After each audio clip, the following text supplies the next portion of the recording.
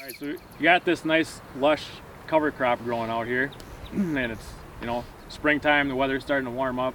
You're thinking about planting crops, so I guess how do you determine when you're gonna terminate your cover crop? Like, what are the things that you're thinking about to make that decision on when you're gonna terminate the cover crop? First of all, it's weather. So we can't go out and spray if it's too cold, too cool, too cloudy. So right now it is kind of cool. And if I want to spray this, I'm going to wait for probably 2 to 3 days of 65, 75 degree temps to get that cover perked back up again before I think about spraying. And then I want to maintain that 65, 75 degree day temps to spray, and then maintain that for a few days after spraying too, to help with the killing of the cover. Because commonly we're using Roundup, and Roundup's a little slower killing. So you want nice days afterwards. Now this one, being it's going to canning peas, I need to make sure I kill it sometime before reproductive stages to keep that carbon to nitrogen ratio lower, so it decomposes in a okay amount of time, and we're not having lots of residue out here at pea harvest, because the pea harvest will be about middle of July. If this field was corn and we're planting corn, some things you need to think about is when you're going to be actually doing the planting, because if I come out here and I kill it too early, this could be kind of a raggy green, hard to get your equipment through. So I usually like spraying either the day before or the day after planting corn. Most of the time now I've gone to spraying after planting. So plant the corn today, spray tomorrow or the next day. Ultimately with corn, my goal is that the rye has been sprayed and is dying before the corn is emerging, especially in a no-till situation.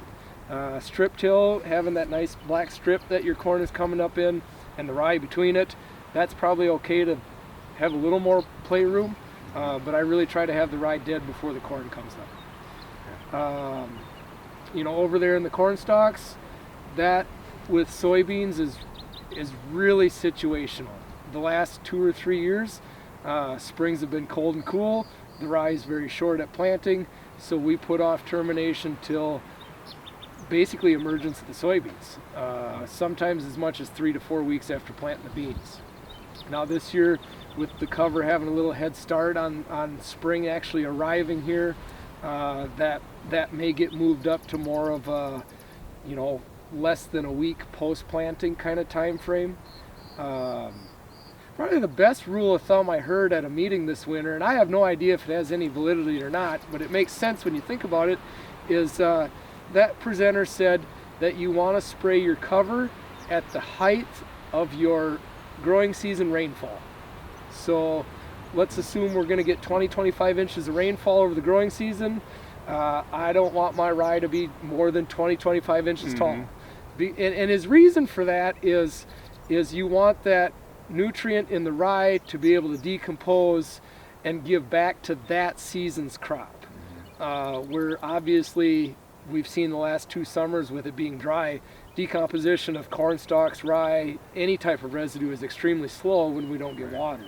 Right, so, takes moisture to break that material down. Yeah. Right, yeah. Right. So to me, that was kind of a good rule of thumb. Yeah. When we first got into doing cover crops, all of us farmers, industry people thought we wanted biomass. Let's get the big biomass. Well, we're starting to find out that biomass is great for building organic matter and, weed mats, residue, but we got to make sure that the corn and the soybean crop succeeds too. And if we can't get that nutrient cycling in a timely fashion, then we're losing instead of gaining. So going back to like when you're using Roundup to spray, do you add in like AMS or anything like that to adjust the pH? Right, I'm treating the water with the AMS, and that's for the hardness and the minerals in the water.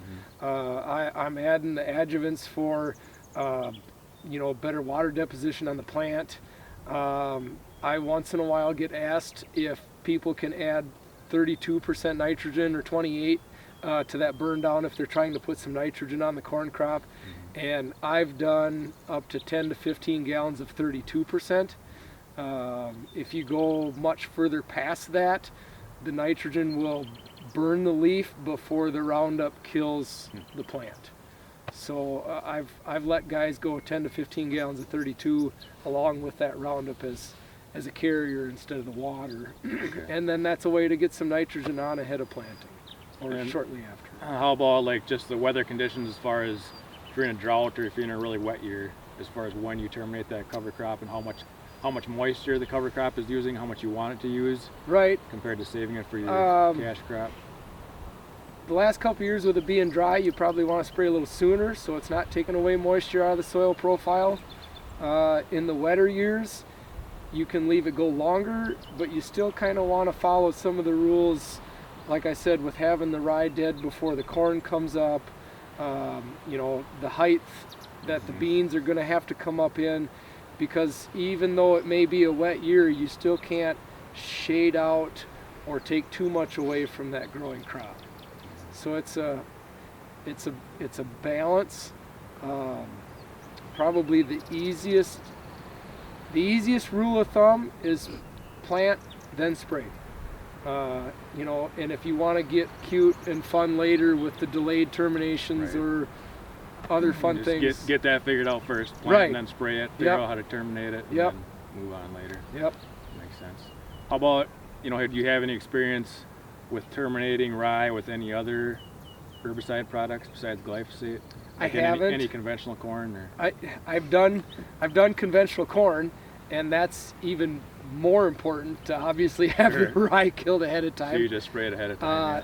Yeah. And if you're doing conventional corn and you have your spraying hired done, that may not be a place to put rye, because co-ops, custom applicators, they're going to try to get to you as soon as they can, but a rainstorm might blow in and now you're sitting with your rye growing and your corn growing at the same time, and now you got to hope you can get the sprayer back in the field. So unless you have really good control or timeliness over spraying, rye growing with conventional corn planted may not be the best idea. And you have your own sprayer, you're spraying it yourself? I do. Yeah. And that timing thing that I was just talking about is part of the reason we went back to Roundup tolerant corn, is to give us that buffer in case we can't get there. Last year was a great example. We just kept planting and it was nice planting conditions, so let's keep planting, we'll spray later. All of a sudden the rain cloud came in and gave us 3 inches this week and another 3 next week, and now we're losing sleep because are we going to get the corn sprayed before it comes up?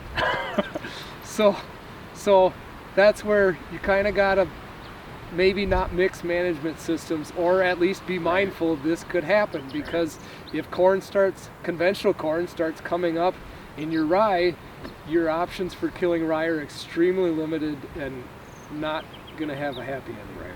So there's a lot of management scenarios you got to be thinking of. Probably best to start simple. Yes. When you're starting out, try to keep it as simple as possible. Right. And maybe that means not doing rye before corn. Maybe that means aerial seeding or interseeding some oats into your soybeans that are going to be corn. The other crop we've been playing around with is winter camelina or hairy vetch. If we can get some of those to overwinter successfully, those are probably a better fit for before corn than a grass. And then it leaves you those herbicide options too.